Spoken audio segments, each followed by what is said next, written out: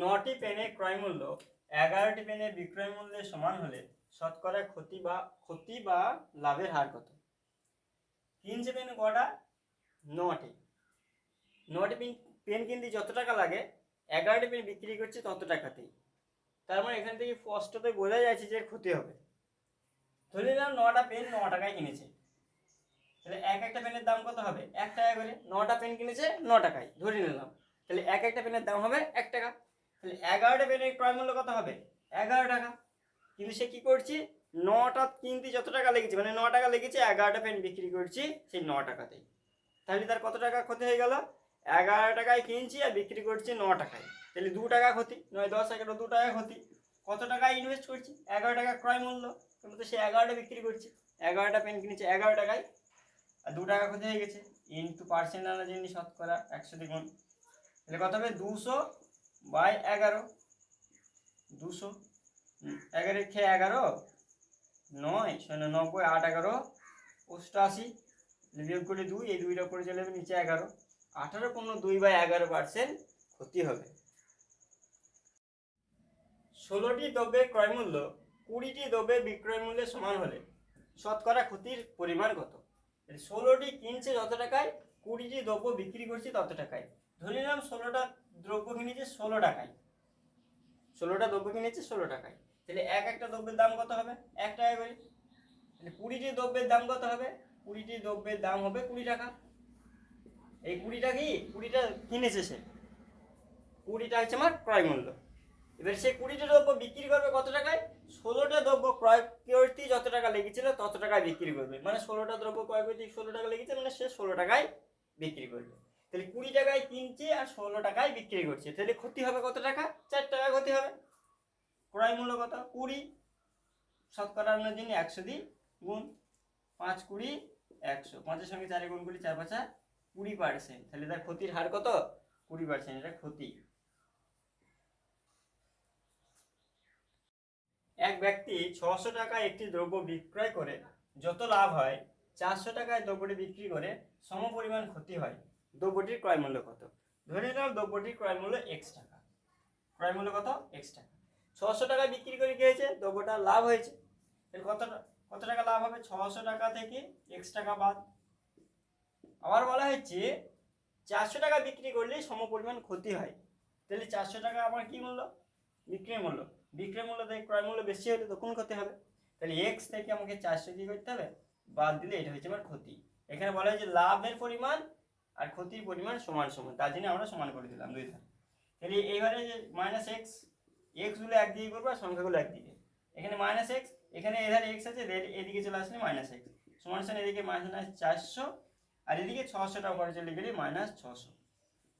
তাহলে এখানে 2x সমান সমান 600 আর 400 যোগ করে কত হবে? মাইনাস 1000। দুই দিকে মাইনাস মাইনাস বাদ, তাহলে x সমান সমান কি হবে? 1000 বাই 2, 500। কত টাকা? 500 টাকা। এটা আরো সহজ হিসাবে করা যাবে, যখন এরকম বলবে যে একটি দ্রব্য বিক্রি করে যতটা লাভ হয় আরেকটা টাকা বিক্রি করলে তত পরিমাণ ক্ষতি হয়, তাহলে দ্রব্যটির ক্রয় মূল্য কত? সহজ করতে পারি, এই দুটো যোগ করি, 2 ভাগ। 600 আর 400 যোগ করি 1000 হবে, তাকে 2 দিয়ে ভাগ করলে কত হবে? 500 টাকা। এক ব্যক্তি 680 টাকায় একটি দ্রব্য বিক্রি করে যত লাভ হয় 420 টাকায় বিক্রি করে সমপরিমাণ ক্ষতি হয়, দ্রব্যটির ক্রয় মূল্য কত? এখানে আগের অঙ্কে আমরা কি করলাম, যে যত টাকায় বিক্রি করলে লাভ হবে আর যত টাকা বিক্রি করলে ক্ষতি হবে যদি সমপরিমাণ হয় তাহলে এই দুটো যোগ করি, 2 দিয়ে ভাগ, তাহলে 680 আর 420 যোগ করব, 0 8 দিয়ে 200 শূন্য হাত থেকে 1, 6 4 10 থেকে 11, 1100, 1100, তাকে 2 দিয়ে ভাগ করতে হবে, 2 দিয়ে ভাগ করলে 5550 টাকা। দ্রব্যটির ক্রয় মূল্য কত? 550 টাকা। এক ব্যক্তি 832 টাকায় বিক্রয় করে যত পরিমাণ লাভ হয় 448 টাকা বিক্রি করলে সেই দ্রব্যটি বিক্রি করলে সমপরিমাণ ক্ষতি হয়, তাহলে দ্রব্যটি 50% লাভে বিক্রয় করলে বিক্রয় মূল্য কত হবে? বিক্রয় মূল্য জানার আগে আমাকে আগে কি জানতে হবে? দ্রব্যটির ক্রয় মূল্য কত। ক্রয় মূল্য কীভাবে বার করব? যদি সমপরিমাণ লাভ আর সমপরিমাণ ক্ষতি বিক্রয় মূল্য দেওয়া থাকে সেই দুটি যোগ করে 2 দিয়ে ভাগ করলে আমরা ক্রয় মূল্য পাবো। 832 আর 448, 48, এই দুটি যোগ করি 2 দিয়ে ভাগ করতে হবে।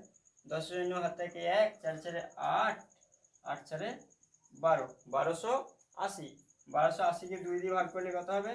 6 2 12, 4 2 8, 0, 640 টাকা।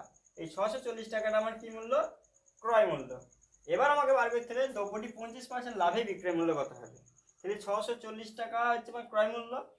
640 টাকা ক্রয় মূল্য, 25% লাভে বিক্রয় মূল্য মানে হচ্ছে 150, নিচে 100, এখানকার শূন্য কাটা, এই শূন্য কাটা। 64 সঙ্গে 15 গুণ করলে যেটা উত্তর হবে সেটাই উত্তর। 64 15, 4 5 20, শূন্য হাত থেকে 2, 5 6 30 31 32, 4 0 6 960 টাকা। তাহলে 25% লাভে দ্রব্যটি বিক্রয় মূল্য কত হবে? 960 টাকা। এক ব্যক্তি 515 টাকায় দ্রব্য বিক্রি করে যত পরিমাণ লাভ হয় 475 টাকায় সেই দ্রব্যটি বিক্রি করলে সমপরিমাণ ক্ষতি হয়। দ্রব্যটি 40% লাভে বিক্রয় মূল্য কত? তাহলে একই রকম আছে, দ্রব্যটি 40% লাভে বার করতে হচ্ছে। 40% লাভে বার করার আগে আমাকে দ্রব্যটি ক্রয় মূল্য বার করতে হবে। ক্রয় মূল্য কীভাবে বার করবো? এই দুটি যোগ করে দিতে ভাগ, 515 475, 5 5 0 হাত থেকে 1, 8 আর 9, 990 টাকা। 990 কে 2 দিয়ে ভাগ করতে হবে, 4 2 8, 9 2 18, 5 2 10, 400 কত টাকা? 95 টাকা। এবার আমাকে কত পার্সেন্ট লাভে বিক্রি করতে হবে? 40%। তাহলে 495 ইন্টু 40% লাভ মানে 140, নিচে 100, এখানকার একটা শূন্য কাটা। 5 ঘরে নাম দিলে 5 দিয়ে 10, 5 ঘরে নাম দিলে 5 9 45, 49 থেকে 45 বাদ দিলে 4, আবার 45 হচ্ছে, 5 9 45, 2 ঘরে নাম দিলে 7 দিয়ে 14, তাহলে 99 এর সঙ্গে 7 এর গুণ, 7 9 63, 3 হাত থেকে 6, 7 9 63, 63 আর 6 হচ্ছে 69, 693 টাকা। তাহলে 40% লাভে দ্রব্যটি বিক্রয় মূল্য কত হবে? 693 টাকা। একটি ঘড়ি 150 টাকা বিক্রি করে 20% ক্ষতি হয়। ঘড়িটি 200 টাকা বিক্রি করলে কত লাভ হবে? ঘড়িটি বিক্রি করার কথা হয়েছে 20% ক্ষতিতে। ধরে নিলাম ঘড়িটি ক্রয় মূল্য 100 টাকা, 20% ক্ষতিতে বিক্রয় মূল্য কত হবে? 20 টাকা মাইনাস, 20 টাকা মাইনাস হলে 80 টাকা। ঘড়িটা বিক্রি হচ্ছে 80 টাকা, কিন্তু অঙ্কে বলা আছে ঘড়িটি বিক্রয় মূল্য কত? 150 টাকা। তাহলে আমি বলতে পারি যে 80 মানে হলো 150, 1 মানে কত হবে? 150 বাই 80, 100 মানে কত হবে? 150 বাই 80 ইন্টু 100, এখানকার শূন্য কাটা। 2 এর ঘরে নাম দিলে 4 2 8, 2 এর ঘরে নাম দিলে 5 2 10, 2 দুগুণি 4, 75 দুগুণি 150, তাহলে 75 সঙ্গে 5 এর গুণ করলে কত হবে? 5 7 35, 350, 375, নিচে কত আছে? 2। এটা আমার কি মূল্য? ক্রয় মূল্য। 375 বাই 2 টাকা হচ্ছে আমার ক্রয় মূল্য। এবার ঘড়িটি কি করা হবে? 200 টাকা বিক্রি করা হবে।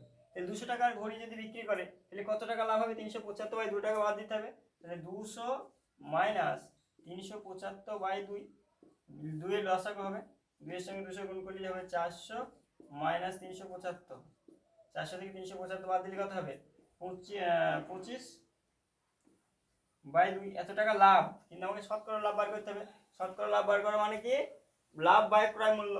তাহলে 25 বাই 2 টাকা লাভ, আর ক্রয় মূল্য আমার কত? 375 বাই 2,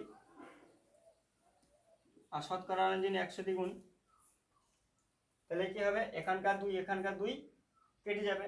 5 এর ঘরে নামতে হলে 5 5 25, 5 এর ঘরে নামতে বললে 5 7 35, ওই 36 37 থেকে 5 5 25, 25 এর ঘরে নামতে হলে 3 25 75, 25 এর ঘরে নামতে পড়লে 4 25 100, তাহলে কথা হচ্ছে 4 5 20 বাই 3, 20 বাই 3%।